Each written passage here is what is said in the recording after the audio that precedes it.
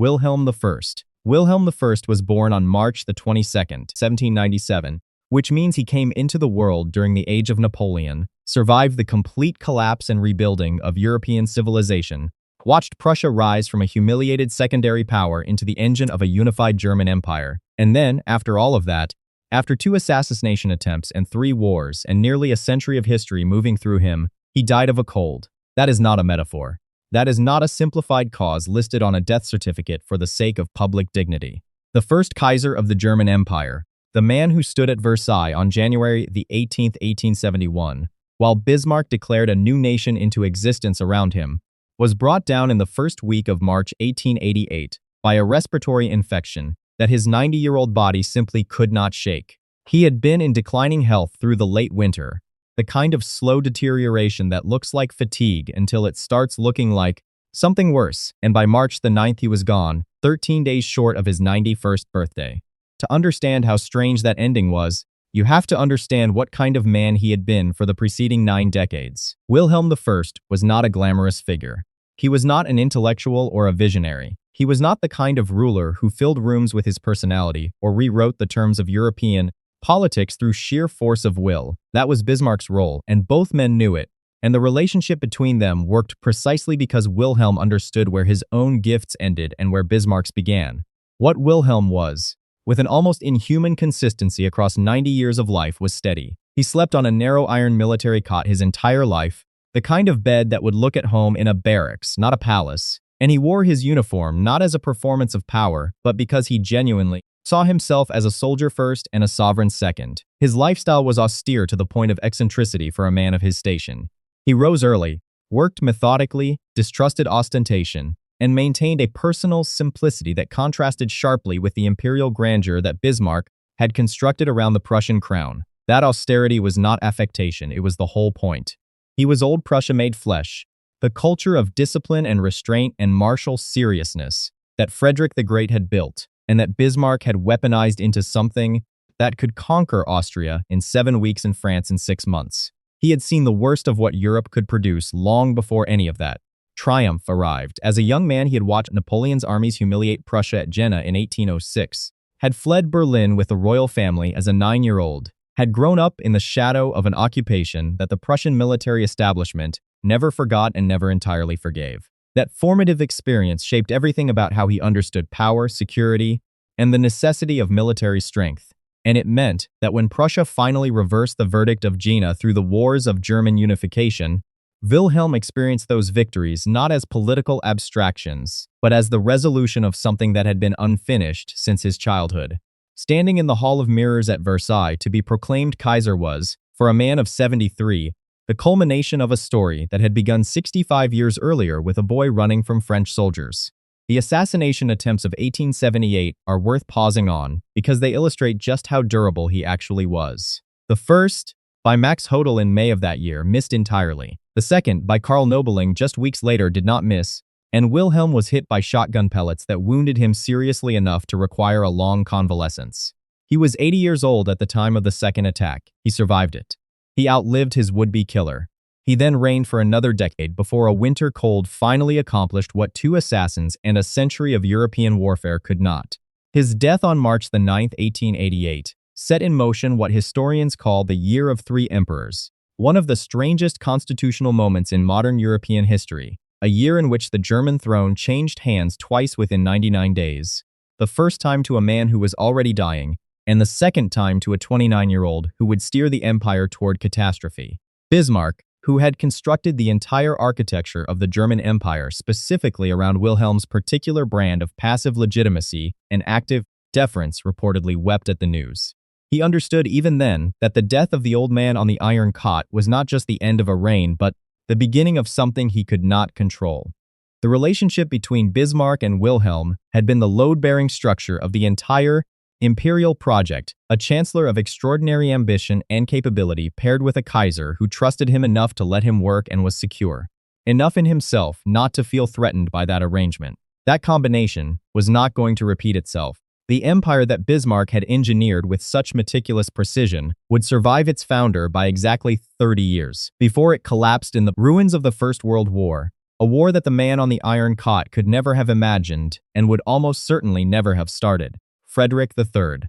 Frederick III became the second Kaiser of the German Empire on March 9, 1888, the same day his father died, and he had approximately 99 days to live. He already knew this. His doctors had known it for over a year. The tragedy of Frederick III is not simply that he died young by the standards of his dynasty, at 56, or that his reign was shorter than almost any monarch in modern European history. The tragedy is the specific, almost operatic cruelty of the timing. The fact that a man who might have changed the entire direction of German history arrived at the throne too, sick to speak, and left it before summer was over, having accomplished almost nothing of the reformist agenda he had spent decades preparing. The story of his illness begins in 1887, when Frederick first complained of persistent hoarseness. German physicians examined the lesion on his larynx and were alarmed enough to recommend a laryngectomy, the surgical removal of the larynx, an aggressive intervention that carried serious risks but might, they believed, have arrested the disease. The procedure was not performed. Instead, the German court called in Sir Morel Mackenzie, the most eminent throat specialist in Britain, whose reputation was such that refusing his involvement would have been politically awkward, given that Frederick's wife, Victoria the Princess Royal, was the eldest daughter of Queen Victoria and very much had opinions about her husband's medical care. Mackenzie examined the lesion and arranged for a biopsy, the analysis of which was conducted by Rudolf Virchow, a name that deserves a moment of recognition because Virchow was not a peripheral figure. He was arguably the most famous pathologist in the world at the time, the man who had essentially founded the modern understanding of cellular pathology, and his conclusion was that the tissue sample was not demonstrably cancerous. Based on Virchow's findings, Mackenzie declared that surgery was unnecessary and was knighted for his services to the royal family shortly thereafter. By November 1887, as the disease progressed in ways that could no longer be explained away, the diagnosis was confirmed as laryngeal cancer, but the window during which a laryngectomy might have been viable had closed. Whether it would ever have truly saved Frederick is a question historians and medical scholars have debated for over a century, and the answer is genuinely uncertain, because laryngeal cancer in that era carried grim odds regardless of intervention. But the question haunts the record precisely because of what Frederick represented politically. He and his wife Victoria were committed liberals by the standards of Prussian aristocracy, deeply influenced by British constitutional models, and Frederick had spent years as crown prince signaling that he intended a reign of greater parliamentary openness, reduced Junker dominance, and warmer relations with Britain. He had kept notes, made plans, corresponded with reform-minded politicians, and given enough speeches in the right drawing rooms that the German liberal establishment had spent the 1870s and 1880s treating his eventual accession as a reason for cautious optimism. Bismarck, who understood this perfectly and was not enthusiastic about it, later implied that Frederick's reign would have been a disaster anyway, that his liberalism was naive, that Victoria's influence was foreign and destabilizing, that the structural forces of German politics would have defeated reformist intentions regardless of who held the throne. But Bismarck had obvious reasons to say so, and a man who spent his career controlling information and shaping narratives was not going to spend his retirement generously reassessing the potential of the one Kaiser he was glad to see gone quickly. What is documented is that Frederick reigned for 99 days without being able to speak a single word aloud in his official capacity. Every order, every response, every royal communication passed through notes he wrote by hand and passed to attendants. A king reduced to scribbling on paper while the empire waited. The image of it is almost unbearable in its indignity. A man who had commanded troops in the field at Königgrätz and Sedan, who had ridden into Paris in 1871, sitting silent in a throne room and pressing written words into other people's hands. His staff managed the flow of communications as best they could, but the effect was a reign conducted at one remove from its own authority, filtered through intermediaries in a system that had not been designed for a mute emperor and showed the strain. He died on June 15, 1888. His son Wilhelm II was at his bedside, and according to multiple accounts, had already positioned hussars around the palace before his father drew his last breath, a detail that says something about the dynamic between them, that no amount of diplomatic phrasing can soften. The medical controversy between Mackenzie and the German physicians became a public scandal that dragged on for years afterward, each side publishing accounts blaming the other for the mismanagement of the diagnosis and treatment, while the larger historical question remained unanswered and unanswerable. What might Germany have become under Frederick III, if only the diagnosis had come a year earlier, or the treatment a year sooner, or the timing of history a generation more generous? Wilhelm II. Wilhelm II, the third and final Kaiser of the German Empire, abdicated on November 9, 1918, boarded a train, crossed into the Netherlands, and never went home. He would live for another 23 years, long enough to watch the Weimar Republic struggle and fall, long enough to see the Third Reich rise and begin its march across Europe, long enough to chop an estimated quantity of firewood on his estate at Dorn that contemporaries described as almost compulsive, a deposed emperor, turning physical labor into a kind of psychological management strategy for a situation that had no other outlet. He died of a pulmonary embolism on June 4, 1941, at the age of 82, in a Dutch country house surrounded by German military occupation, in a country that Germany had conquered the previous year, which means that Wilhelm II ended his life technically back under German authority, just not the kind he had ever wanted or imagined. The pulmonary embolism, a blood clot traveling to the lungs, is a swift death relative to some of the alternatives, and at 82, after a life of the intensity his had contained, it was not entirely unexpected. What made his death historically strange was not the cause, but the context and what happened immediately afterward. By June 1941, the Second World War had been running for nearly 2 years. Germany had already conquered Poland, France, the Low Countries, Denmark, Norway, Yugoslavia, and Greece. The Soviet Union would be invaded on June 22, 1941, 18 days after Wilhelm died, and Hitler was at the absolute apex of his continental power.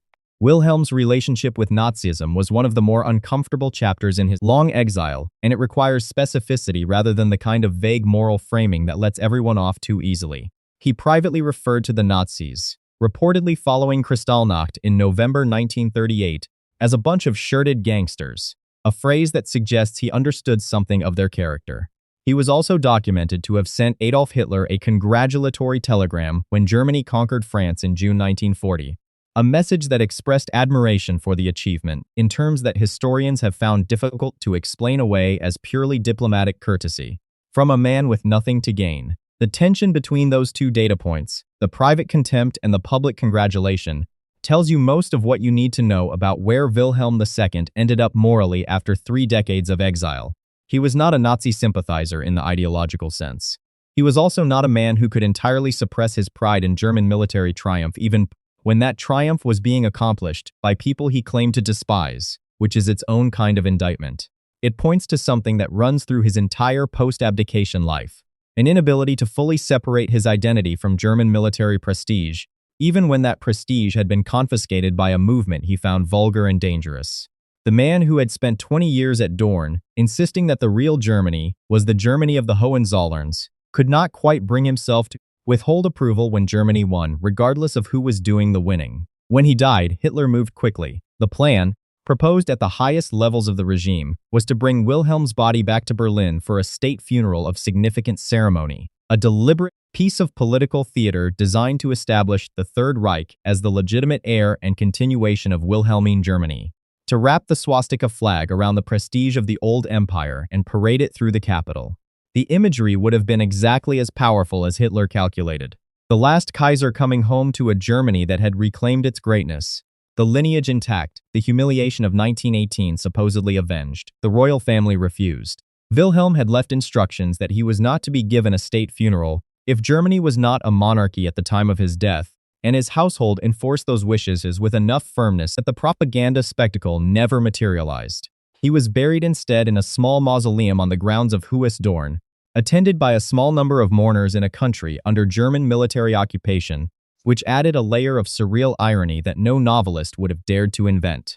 Hitler did allow a small military honor guard at the funeral, enough to acknowledge the death without the full ceremony he had wanted, a compromise that satisfied no one, and that the royal family accepted only because the alternative would have been worse. Wilhelm II's death in 1941 marks the formal end of the Hohenzollern imperial story, though the dynasty itself continued. He had been born in 1859, just close enough to the Napoleonic aftermath to have been shaped by its legacy, had reigned over an empire that fought a world war and lost, had watched his country rebuild itself into a republic that then collapsed into fascism, and had died watching that fascism conquer the continent from a window in a Dutch estate where he had been chopping wood and receiving visitors and writing his memoirs for 2 decades. His empire lasted 47 years. His exile lasted 23. The question of how much responsibility he personally bears for the First World War and everything that followed remains one of the genuinely contested arguments in modern historiography, ranging from those who see him as the primary author of the catastrophe to those who view him as a symptom of structural forces that would have produced disaster regardless of which individual sat on the throne. What is not contested is that the 3 Kaisers of the German Empire died in 3 entirely different registers of historical weight. The first quietly, on a soldier's cot, having outlasted almost everyone who might have judged him. The second in agony and silence, a liberal reformer swallowed by the bad timing of his own death. And the third in exile in a country his own armies had occupied. His body refused as a propaganda prop, his empire gone, his legacy stolen by people he half admired against his better instincts, buried in the Netherlands, while 18 days later, the war that would finally end the world he had known began its most decisive phase. If you want to see more, click the video on screen now.